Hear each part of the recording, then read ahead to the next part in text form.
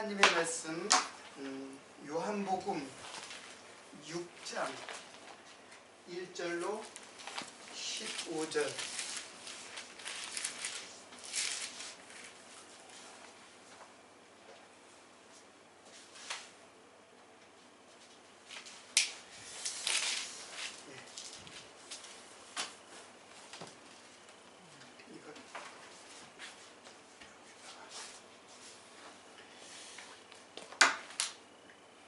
제가 봉독해 드리겠습니다.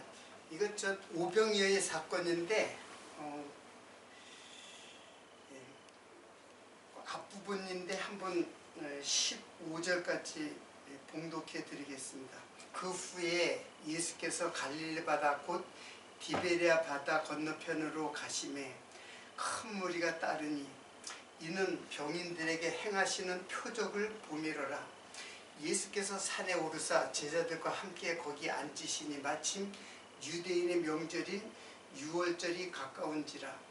예수께서 눈을 들어 큰 무리가 자기에게 오는 것을 보시고 빌립에게 이르시되 우리가 어디서 떡을 사서 이 사람들로 먹게 하겠느냐 하시니 이렇게 말씀하시면 친히 어떻게 하실 것을 아시고 빌립을 시험코자 하심이라. 빌립이 대답하되 각 사람으로 조금씩 받게 할지라도 200데나리온의 떡이 부족하리이다.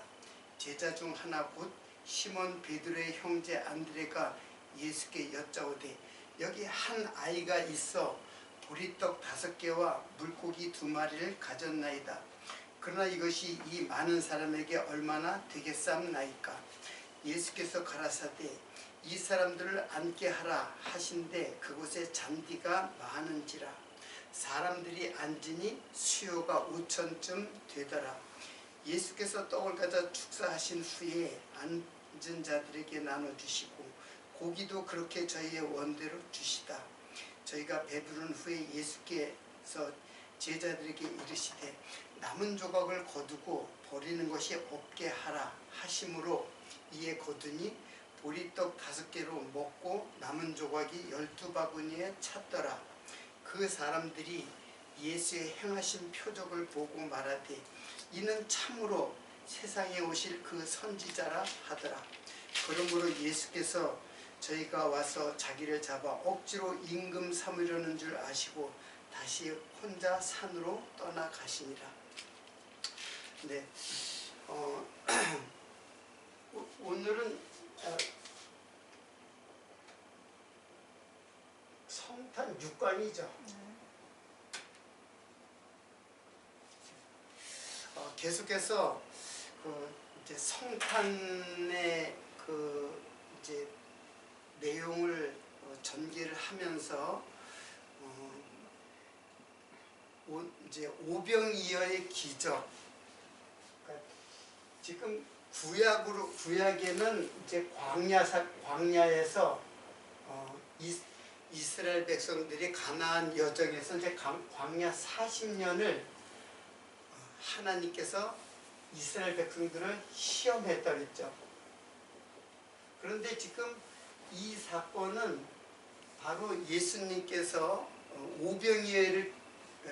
오병이어의 표적을 베푸는 그 사건을 갖다가 이 사건을 모형으로 해가지고 이제 베푸는 사건이에요. 오병이어의. 그래서 여기서도 빌립을 시험한다 그랬잖아요. 여기도. 그러니까 이스라엘 백성들을 시험하듯이 빌립을 이제 시험하는 거예요. 이것도 오병이어의 이 사건도 역시 시험이에요.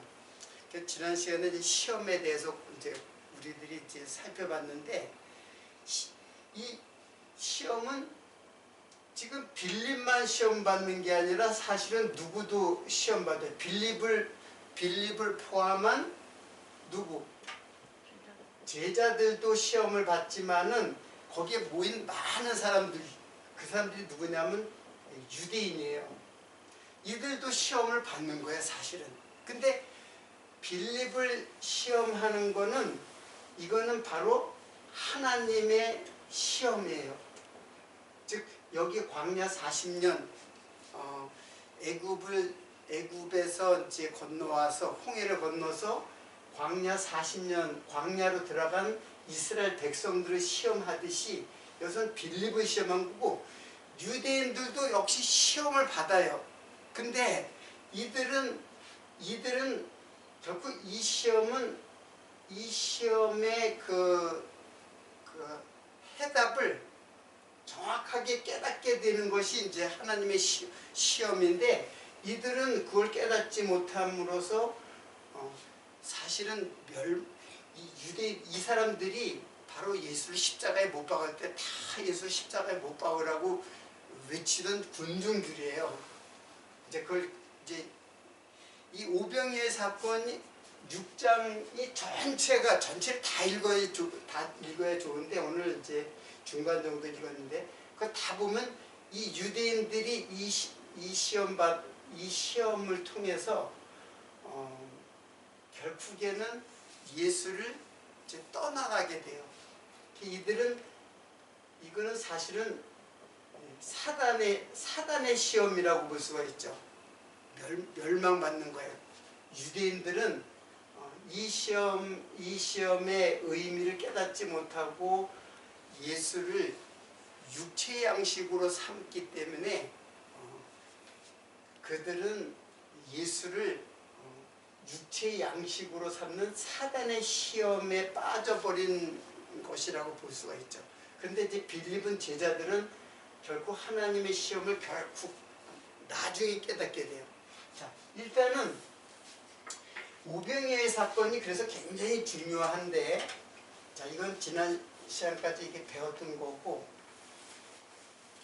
자, 거기 보면은 몇 절인가요? 거기 보면은 나중에 보면 그곳에 잔디가 많은데 사람이 앉으니 수요가 5천쯤 되더라. 예수께서 떡을 가져 축사하신 후에, 그래서 축사를 했다 그랬죠. 앉은 자에게 나눠주시고 고기도 그렇게 저희 원대로 주시다. 저게 배부른 후에 예수께서 제자들에게 이르시되 남은 조각을 거두고 버리는 것이 없게 하라. 이에 거두니 보리떡 5개로 먹고 남은 조각이 12바구니에 찼더라. 이 말씀을 오늘 이제 통해서 오병이어와 남은 조각 12광주리, 이게 도대체 무슨 의미를 가지고 있는 것인가를 오늘 이제 살펴보려고 합니다.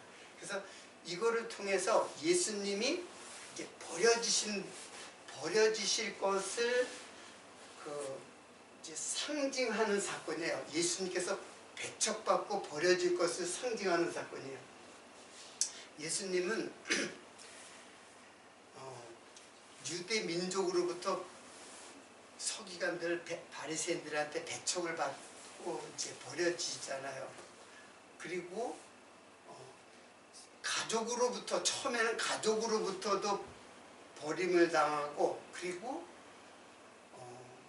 유대인들 자기의 이제 민족으로부터도 이제 버림을 당하고, 그리고 예수님의 3년 동안 따라다니던 제자들도 예수님을 버리고 도망갔잖아요. 그래서 예수님을 버리고 제자들도 버리고, 그리고 끝내는 누구한테까지 버림을 당했을까요? 최후로는 누구한테까지 버림을 당했을까요? 여러분 이 말씀 아세요? 엘리 엘리 라마 사박다니. 엘리 엘리 라마 사박다니. 이게 무슨 말이에요? 여기 나오긴 하는데. 내가 오늘 여기다 적질 않았네. 이거 마태복음 27장 46절이에요. 꼭 읽어드릴게요. 제9시 즈음에 예수께서 크게 소리질러 가라사대 엘리 엘리 라마 사박다니 하시니 이는 곧 나의 하나님 나의 하나님 어찌하여 나를 버리시나이까. 엘리 엘리가 나의 하나님 나의 하나님이에요. 라마 어찌하여 사박다니 나를 버리시나이까. 그래서 결국에는 누구까지? 하나님에게까지 버림을 당해요. 철저하게 세상으로도 버림받을 뿐 아니라 하나님에게도 버림을 당해요. 이것은 장차 사실은 누가 버림을 당해야 할 버림이냐면 바로 나예요. 우리 인생이에요. 인생이 하나님도 철저하게 버림당할 것을 예수님이 대신 버림당하시는 모습을 지금 표현한 말이에요. 그래서 하나님에게까지 이제 버림을 당하시는 모습이죠. 그래서 왜 제가 이 말씀을 하냐면 바로 오병이어의 이 표적 사건이 바로 예수님이 버려지시는 표적이에요. 단순히 내가 생명의 양식이다. 이제 물론 첫 번째는 이게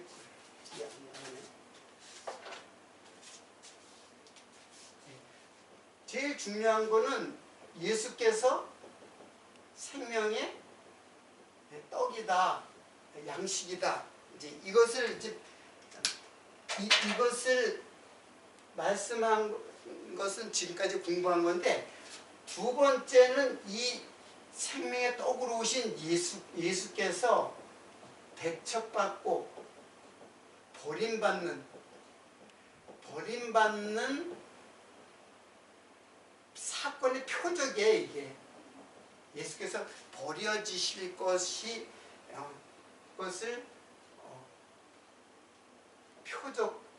그런 표적적 사건이에요. 자, 그러면 이게 도대체 어떻게 예수님이 버려지시는 것일까? 제가 이제 일단 하나하나 설명을 할게요. 여기 오병이라 그랬죠. 오병이라는 거는 다섯 개 떡이에요. 이거 떡이에요. 떡병자죠. 떡이에요. 근데 여기 오라고 하는 거는 유대인들에게 오는 율법을 상징해요. 그래서 모세 오경을 항상 연상하기 때문에 오는 율법이에요. 떡은 그 이제 율법에 의해서 이제 진설된 이제 성전의 그 떡이죠. 진설병이죠. 제사장이 먹는 떡. 그러니까 이거는 뭘 상징하냐면 이제 율법을 상징하는 거예요. 율법.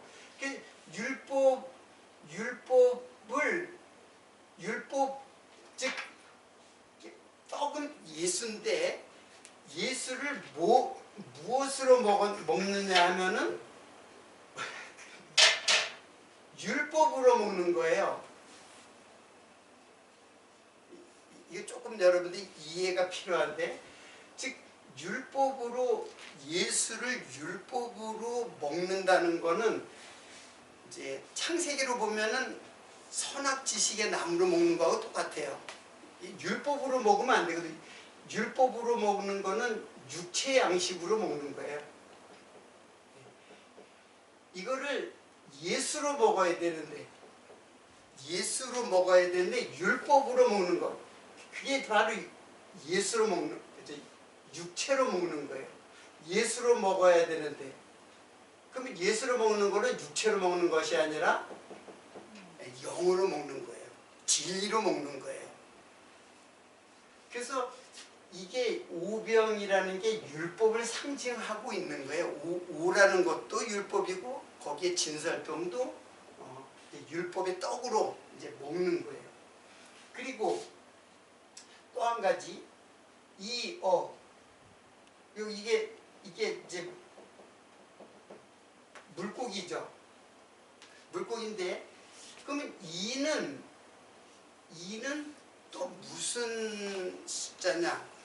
이제 히브리인들에게서 숫자는 다 상징이에요. 숫자가 자체가 무엇을 의미하는 상징적 숫자예요. 그래서 이는 뭘까요? 증인. 예, 맞아. 증인의 숫자이기도 한데 여기서는 인간이에요. 인생. 이는 인생이에요.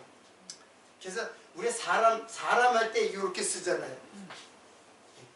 이렇게 둘이라고 하는 거는 사람을, 하나는 하나님을 상징하는데 둘은 인간을 상징하는 거예요.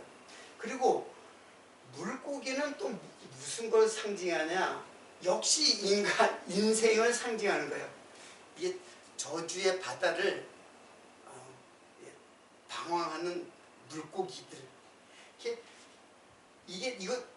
이 어가 다 인간을 상징하는 거예요, 인간. 근데 이 물고기는 저주의 바다에서 그냥 자유롭게 살아가면은 그거는 저주받은 인생의 모습이고, 이 물고기는 건져 올려줘야 돼요.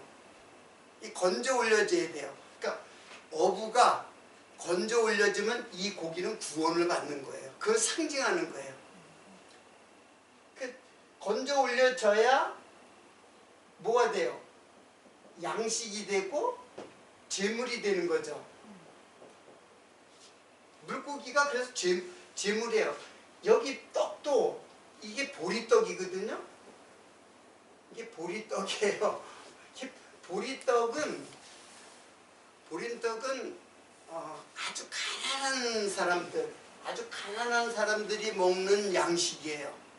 그리고 가난한 사람들의 양식도 되고 재물도 돼요. 소재로 드리는 그러니까 이 사람들은 양이나 뭐 소나 이런 거 잡을 수가 없고 비싸가지고 살 수가 없기 때문에 가루를 갖다가 떡을 만들어가지고 제사를 드려요.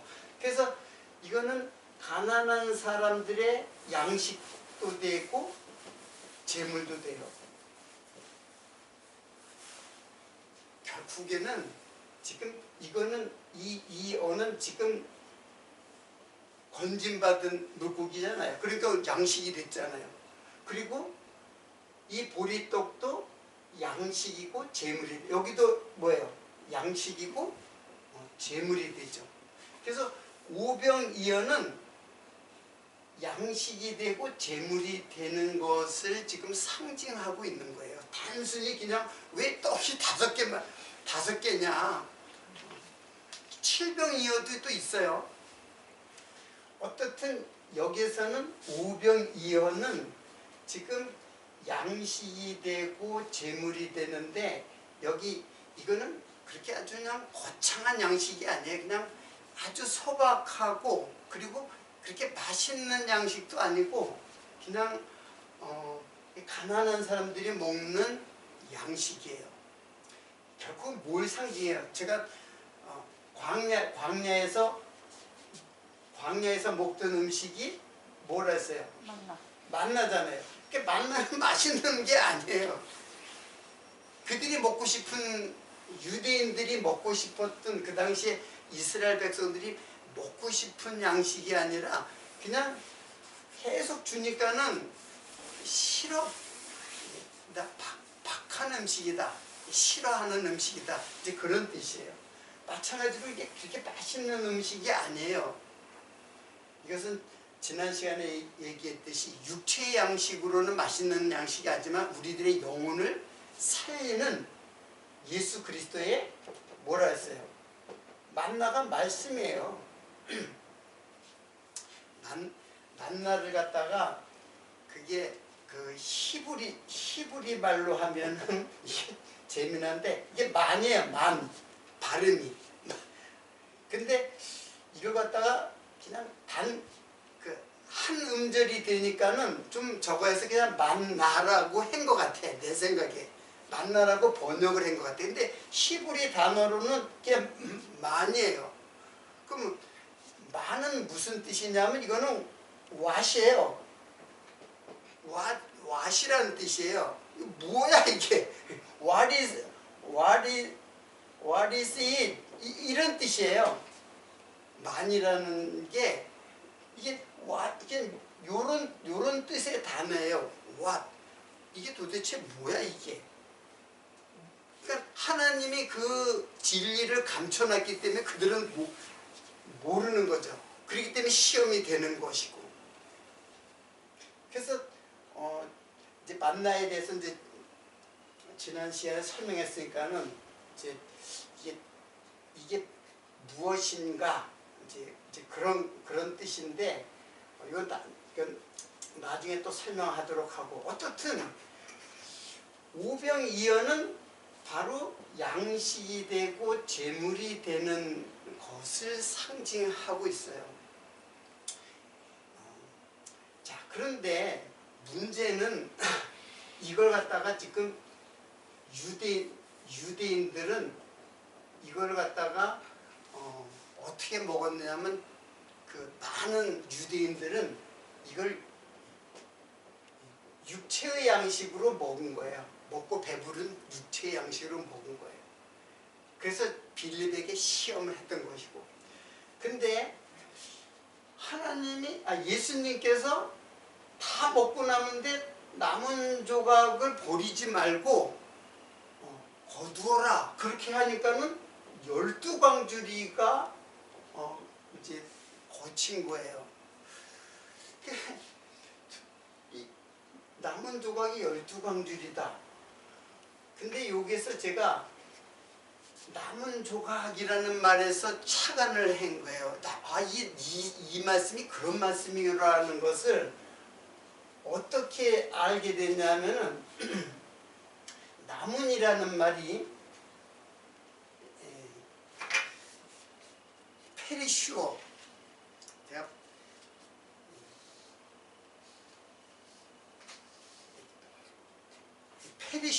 페리슈어예요. 여기서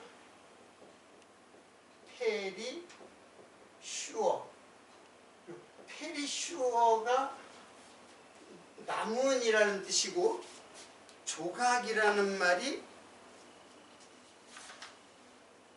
남은 조각이라는 말이 클라스마예요.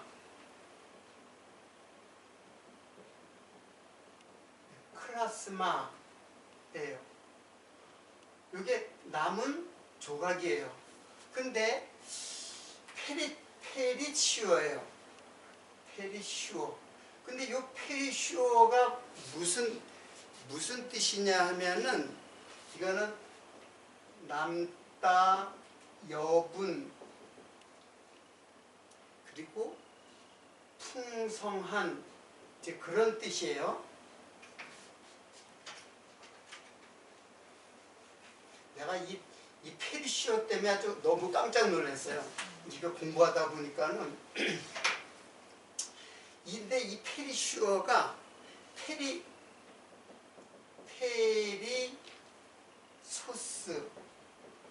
페리소스에서 유래한 말이에요. 그 페리소스가 뭐냐면은 이게 다른이에요. 다른.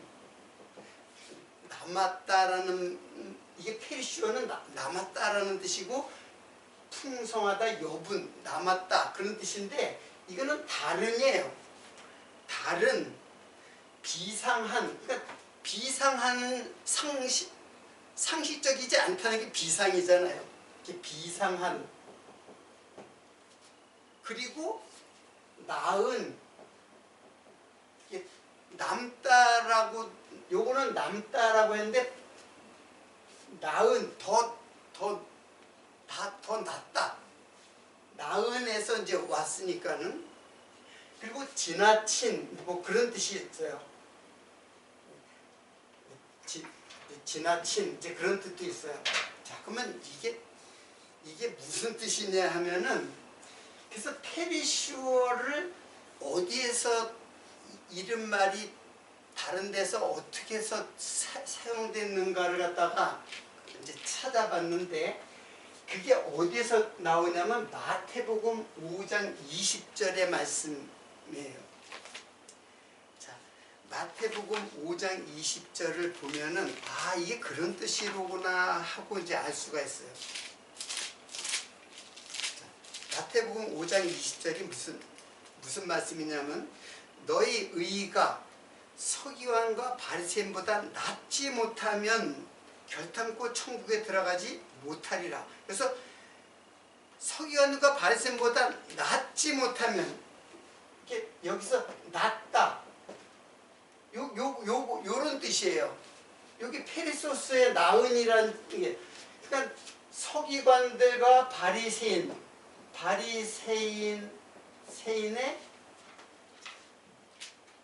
바리새인의 의보다 낫지 않으면 천국에 하나님 나라에 갈 수 없다. 그런 뜻이잖아요. 그러면 이게 도대체 뭐예요? 여러분, 바리새인들과 서기관의 의는 대단했어요. 그 당시에 그들은 율법을 철저하게 지켰던 사람들이에요. 진짜로 율법을 갖다가 범할까봐 아주 다른 법을 또다시 만들 정도로, 예를 들어 안식일을 범할까봐 안식일을 지키지 않는 것은 이런 것은 안식이 지키지 않는 것이다 하고 또 다른 새로운 법을 만들어 가지고 지킬 정도로 바리새인들의 의는 굉장히 높은 의였어요. 근데 그것보다 어떻게 해요? 더 낫지 않으면은 천국 갈 수 없다. 예수님이 하신 말씀이에요. 서기관들과 바리새인의 의보다. 그러니까 바리새인과 서기관들의 의는 인간이 의를 지킬 수 있는 최고봉이에요. 근데 그거보다 더 나아야 천국에 간다 라는 말은 무슨 뜻일까요? 이거는 인간의 의로는 천국 갈 수 없다라는 말이에요. 그거보다 더 나아야 돼요. 그럼 더 나은 거는 없어요. 바리새인은 최고봉의 그 의를 실현하는 사람들이기 때문에 그거보다 더 남는 사람이 어디 있어요? 백성들이. 그러면 이게 뭐예요? 인간의 의는 아무리 율법을 잘 지켜도 천국에 갈 수 없다라는 말도 되고, 그리고 인간의 의로는 누구도 천국에 갈 수 없다. 아무리 의를 갖다가 정말 더 높이 쌓아도 갈 수 없다라는 뜻이에요. 그럼 무슨 의로 가는 거예요? 이제 답이 나왔죠. 인간의 의로 가는 것이 아니라 누구의 의요? 더 나은 의. 이제 예수의 의죠. 예수의 의. 그러니까 인간은 끊임없이 자기의 의와 예수의 의와의 싸움이에요. 자기의 의와 예수의 의를 따르는 것, 자기의 의를 인정하는 것이 아니라 자기의 의를 부정해야 돼요. 오히려. 그리고 예수의 의를 따르는 것이 바로 그게 천국에 가는 길이에요. 자기 의로는 못 가요. 인간은 아무리 착한 일을 하고 아무리 구제와 봉사를 하고 정말 율법을 잘 지켜도 하나만 못 지켜도 저주거든요. 갈라디아서에 보면 다 지키고 한 가지만 못 지켜도 율법 전체를 범한 거라고 그랬어요. 그러니까는 율법의 의로, 이게 인간의 바리새인들이 율법을 지켜서 의롭게 되고자 하는 모든 인간의 의로는 천국에 갈 수 없다는 거예요. 그리고 예수의 의로만 간다. 그러니까 이것보다 더 나은 의, 즉 예수의 의로 천국에 갈 수 있다라는 말이거든요. 그때 요 낫다라는 말이 페리슈어예요. 똑같은 말로. 그러면 여기서 남은 조각이라는 거는 이게 남은 조각이 아니라 다른 조각이에요. 다른 조각. 요거는 유대인들이 먹고 배부른 그 양식으로, 즉 육체의 양식으로 먹고 남은 조각 누구예요? 바로 예수 그리스도의 양식이에요.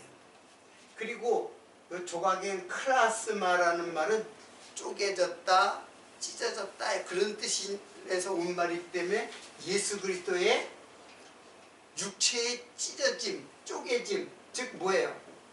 십자가의 죽으심, 이게 남은 조각이에요.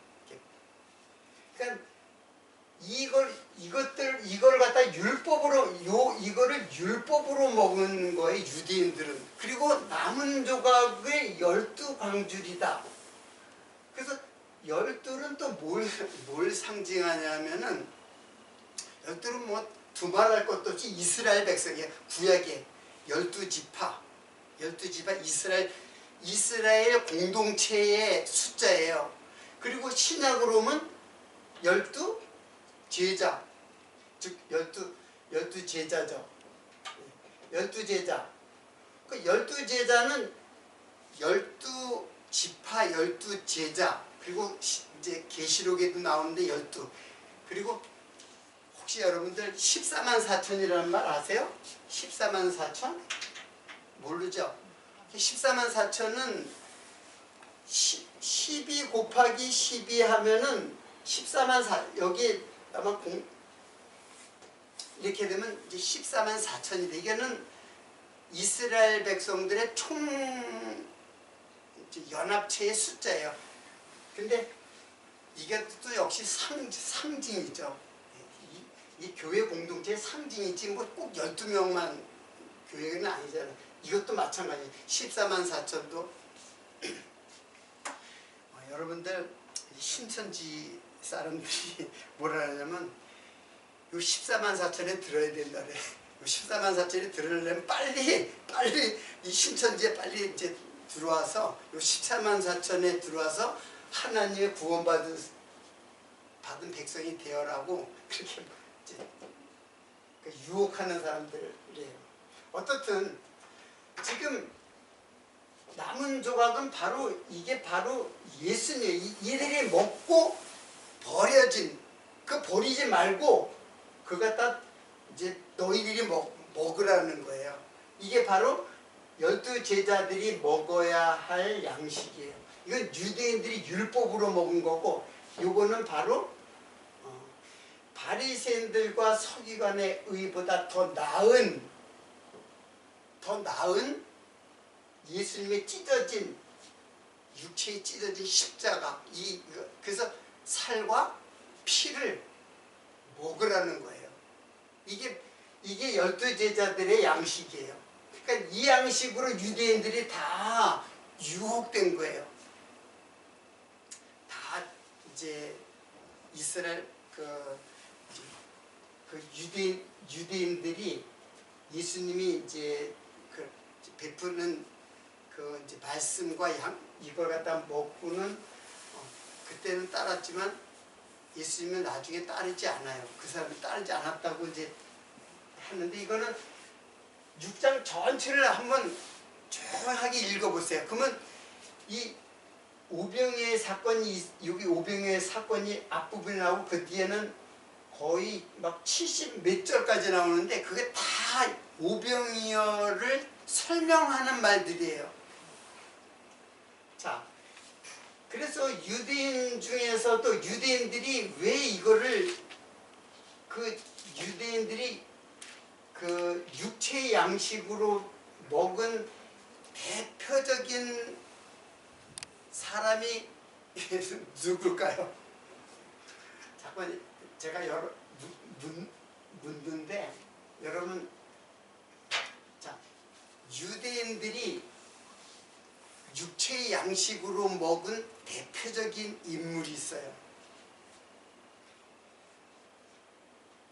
자, 그럼 지금 생각만 해두고, 자, 이 남은 조각은 언제 양식이냐면 바로 이게 6월절 양식이에요.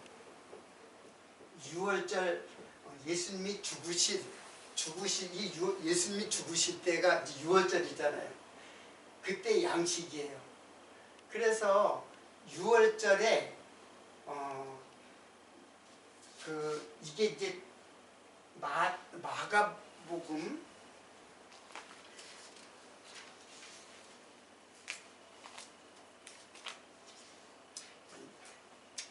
이건 뭐 잘 아는 거지만 제가 읽어드릴게요. 마가복음 22장 2부터 25절. 저희가 먹을 때 예수께서 떡을 가지셔서 축사하시고 축복하시고, 근데 축복하시고 축사하시고 똑같죠. 예수님이 떡과 포도주를 주실 때 반드시 뭐해요? 축복하시고 축사하시고 똑같은 말이에요. 유로길론가? 그리고 오병이어를 베풀 때도 떡을 갖다가 축사하시고 떼어줬어요. 이게 다 같은 말이에요, 이거. 근데 그 떡과 포도주를 이제 나눠주는데 떼어 제자들에게 주시며 가라사대 받으라. 이것이 내 몸이니라 하시고 또 잔을 가지사 살해하시고 저희에게 주시니 다 이를 마시며 가라사대 이것은 많은 사람을 위하여 흘리는 바 나의 피 곧 언약의 피니라. 그래서 결국에는 이 양식이 이 남은 양식이 언제 양식이 되냐면은 6월절에 양식이 돼요. 물론 이걸 남겨놨다가 그때 먹은 건 아니지만 이것이 그걸 상징한다는 거예요. 언제 양식으로? 6월절에 떡과 포도주 양식으로 상징해요. 그런데 이때 가룟 유다의 사건이 거기 바로 뒤에 나와요. 이거는 6장 66절. 여기 오병이어의 사건에도 나오고 그리고 요 때에도 나와요. 요때 이제 떡과 포도주. 6장 66절에서 71절 사이 이런 말이 나와요. 그러므로 제자 중에 많이 물러가고 다시 그와 함께 다니지 아니하시더라. 그렇죠? 제자 중에 많이 물러가요. 예수님의 제자들이 12명만 있는 게 아니라 그 사람들 많은 사람이 제자가 있었어요. 근데 많이 물러가고 다시 그와 함께 즉 예수와 함께 다니지 아니하시더라. 예수께서 12제자에게 이르시되 너희도 가려느냐? 시몬 베드로가 대답하여 주여 영생의 말씀이 계심에 우리가 네게로 가오리까? 우리가 주는 하나님의 거룩하신 자인 줄 믿고 알았사옵나이다. 예수께서 대답하시되 내가 너희 12를 택하지 아니하였느냐? 그러나 너희 중에 한 사람은 뭐라고요? 마귀니라. 이 말씀은 가롯 시몬의 아들 유다를 가리킵니다. 저는 12 중에 하나로 예수를 팔 자라. 자, 지금 제가 유대인의 대표자 한 사람이 누구냐고 물었었죠. 누구겠어요? 유다. 그게 바로 그러니까 상징적 대표자예요. 그래서 이름도 유다예요. 유다나 유다 이거는 사람 이름이고 요거는 나라 이름이에요. 이게 똑같은 말이에요. 유다나 유대나. 바로 이제 그 야곱의 넷째 아들인가? 넷째 아들일 거예요. 유다 그러니까 그 민족적 유다 지파.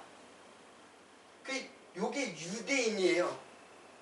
이스라엘은 12지파지만은 유다 지파와 베냐민 반지파가 이제 유대 나라로다가 이제 됐거든요. 나중에 이제 역사 이야기는 이제 나중에 하도록 하고, 어쨌든 유다가 바로 유대인의 대표자예요. 상징적 대표자. 그러면 유다가 도대체 어떻게 예수를 갖다가 육체 양식으로 삼은 자의 대표자인가 하는 문제죠. 사실 유다가 예수님을 팔 때 어떻게 팔았어요? 은 30에 팔았죠. 은 30이 이제 속전이에요. 그러니까 사람 값이에요. 노예값. 근데 유다가 은 30은 그렇게 큰 돈은 아니에요. 유다는 돈을 갖다가 이제 맡았던 사람이에요. 돈꾀를 맡았다고 그랬잖아요.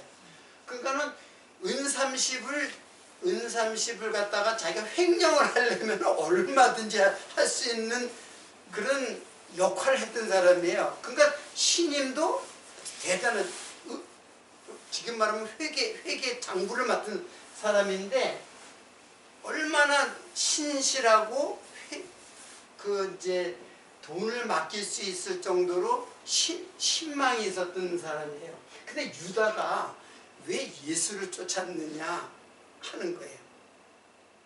과연 예수를 갖다 팔아가지고 돈 몇 푼을 얻으려고 예수를 따른 것인가? 아니에요. 유다는 당시에 이제 열성당원들이 있었어요. 열혈당원. 이게 우리나라로 말하면 일제시대 때 독립운동을 하는 사람들이에요. 그래서 막 요인을 암살하고 칼을 가지고 다니면서 요인을 암살하고, 그리고 민족의 결국 이게 원하는 것은 민족의 해방을 꿈꾼 사람이에요. 그러니까 로마로부터 민족을 해방시킬 누굴 찾은 거예요? 메시아를 찾은 거예요. 그러니까 예수를 보니까 야 이거 뭐 병든 자를 일으키지, 바른가 파도를 갖다가 잠재우지, 그리고 오병이어의 기절을 베푸지. 그러니까 이 사람이 로마로부터 우리를 해방시켜줄 메시아라고 생각했던 거예요. 자, 그러니까는 예수를 어디서 해방시켜줄 거냐면은 바로 육체의 노예로부터, 즉 민족을 해방시킬 메시아로 따랐던 사람이에요, 유다가. 근데 예수님이 그럴 줄 알았어요. 그냥 유월절 되면 그냥 사람들이 굉장히 술렁이고, 로마의 치리자가 누구예요? 빌라도 있죠. 총독 빌라도가 6월절을 굉장히 노심초사해요. 왜냐하면 반란이 일어날까봐. 반란이 일어나면 자기 정치생명이 끝나거든요. 잘 다스리지 못했기 때문에. 그래서 그 6월절에 반란이 일어날까봐 노심초사하고, 유다는 바로 이날이 이제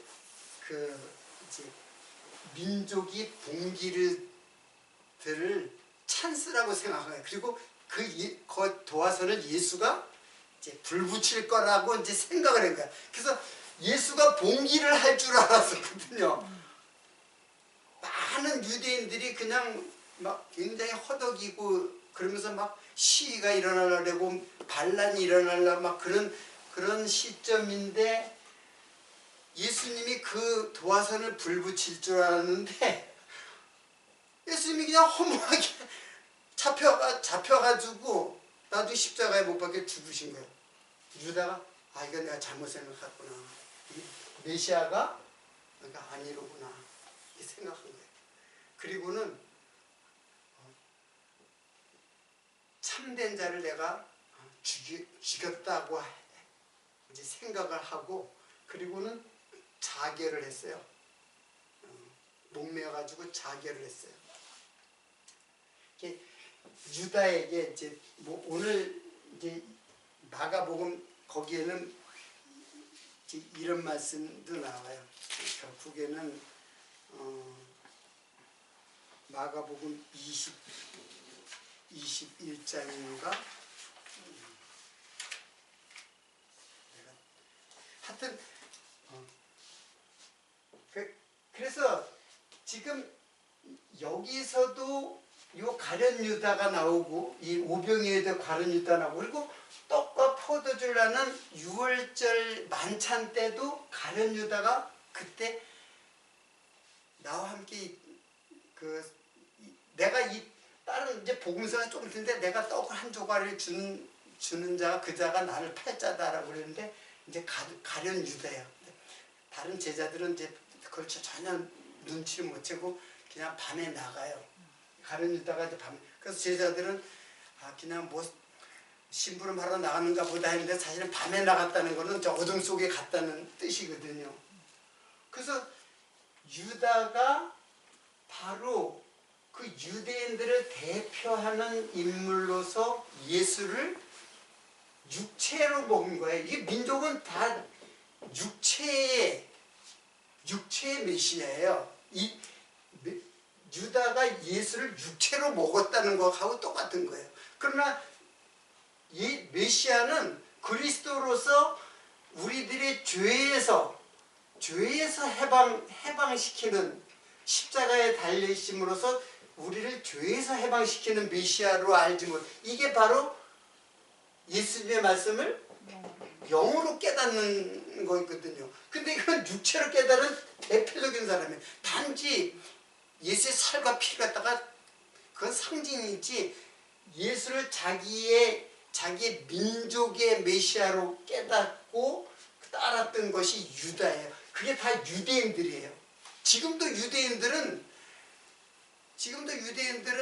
성전 갖다가 지금 재건해가지고 거기서 제사 드리기를 원해요. 그건 예수 부정하는 거잖아요. 예수 십자가에 돌아가시면서 성전이 다 완성이 돼버렸는데 단번에 완성이 됐는데 그래서 여기 남은 조각이라는 말이 이게 조각이라는 말이 이제 찢어졌다는 것도 되지만 사실은 빵을 떼다라는 뜻이거든요. 빵을 떼다라는 뜻인데 이거는 예수님이 십자가에 죽으심도 맞지만은 율법의 조항을 하나하나 지키는 거예요. 율법의 조항을 하나하나 다 지키려고 하는 사람들이 바리새인들이었어요. 근데 예수는 율법의 조항이 아니라 단번에 십자가에 돌아가면서 율법 전체를 다 성취하시고 완성시킨 분이에요. 그래서 단번에 나중에 선악지식의 나무도 그것도 단번에 먹으라 했어요. 나무를 어떻게 단번에 먹어요? 한 번에, 한꺼번에. 그래서 나중에 선악지식의 나무의 열매를 따먹었다고 그러는 거예요. 하나님은 단번에 먹으라는데 하와는 선악지식의 열매를 따먹었다고 이제 그렇게 나오거든요. 이게 조항을 따르면은 그거는 자기의 의예요. 조항을. 그러니까 예수님은 그냥 율법 전체를 갖다가 그대로 다 죄에서 우리를 해방시켜서 십자가에 돌아가시면서 율법 전체를 다 성취하신 분이에요. 자, 그러니까는 지금 이 사건은 지금 예수님께서 십자가에 돌아가서 버림받아서 십자가에 돌아가실 것에 대한 그 표적이에요. 그래서 이것도 표적이에요. 단지 양식으로서의 표적이 아니라 더 깊은 의미가 있어요.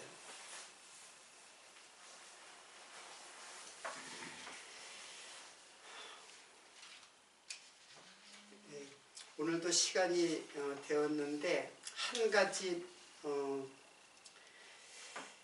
말씀을 소개를 하겠습니다. 마가복음 12장 10절이에요. 제가 읽어드릴게요. 너희가 성경에 건축자들의 버린 돌이 모퉁이의 머릿돌이 되었나니. 건축자가 이게 무슨 건축자이겠어요? 자기 의를 건축하는 사람들이에요. 유대인들. 구약으로 보면은 바벨탑을 쌓는 사람들. 자기 의를 건축하는 자. 이게 유대인 아니에요, 유대인들. 건축자들의 버린 돌. 예수를 갖다가 버렸어요. 근데 그 돌이 모퉁이의 머릿돌이 되네. 모퉁이는 이제 구석, 무슨 이렇게 모서리 뭐 그런 뜻이거든요. 이렇게 머릿돌이 되었다. 이게 뭐냐면 머릿돌이 케펠라인데 이게 예수님의 머리예요. 우리는 지체. 예수님은 머리가. 그래서 교회가 예수 그리스도와 연합된 거잖아요.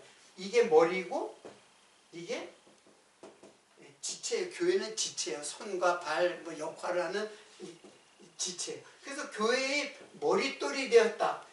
누가 버린? 건축자들이 자기 의를 쌓으려고 했던 유대인들이 예수를 버렸는데 그게 바로 교회의 머릿돌, 모퉁이 돌이 있다. 이게 제단이에요. 제단 돌. 그래서 예수님이 여기 십자가에 돌아가시면서 우리가 교회가 이루어지고 예수 그리스도와 함께 예수 그리스도의 죽으심과 함께 우리가 죽고 예수 그리스도의 피는 바로 생명이거든요. 살은 육체고 피는 이게 생명이에요. 이거 생명. 이 영이에요. 영. 이건 육이고. 그러니까는 예수 그리스도와 함께 죽고 예수 그리스도와 함께 부활한 이게 바로 살과 피에 대한 이야기예요. 근데 바리새인들은 이걸 다 예수를 갖다가 자기 의로다가 천국에 가려고 했는데 갈 수 없다. 예수님께서는 너희 인간의 의로는 갈 수가 없다. 오직 예수의 의로. 그러니까 예수의 의는 뭐예요? 너희가 믿음으로 의롭다 함을 얻었다고 그랬잖아요. 믿음으로. 그 믿음으로 우리가 하나님 나라에 가는 거지. 아무리 착한 데도 한계가 있죠. 육체를 갖고 있는데, 탐욕을 갖고 있는데. 그래서 지금 이 사건은 엄청난 복음이 속에 감춰져 있는 아주 귀한 말씀이에요. 지금 오병이의 이 사건은 제가 몇 강의를 더 할 수가 있는 사건이에요. 그래서 오늘은 예수님이 그 살과 피를 우리가 공부하는 과정에서 이제 이 말씀을까지 이제 왔으니까는 예수님의 살과 피 처음에는 이제 아기 예수가 이제 구유에 누인 것, 짐승의 먹이가 된 것 거기서부터 시작해가지고 바로 우리들의 생명의 양식이 되는 예수 그리스도를 오늘까지 이제 살펴본 것입니다. 계속해서 하여튼 성탄에 대한 그 말씀으로부터 시작돼가지고 계속해서 예수 그리스도의 탄생의 사건을 다음 시간에도 이어가도록 하고 오늘은 여기서 마치도록 하겠습니다.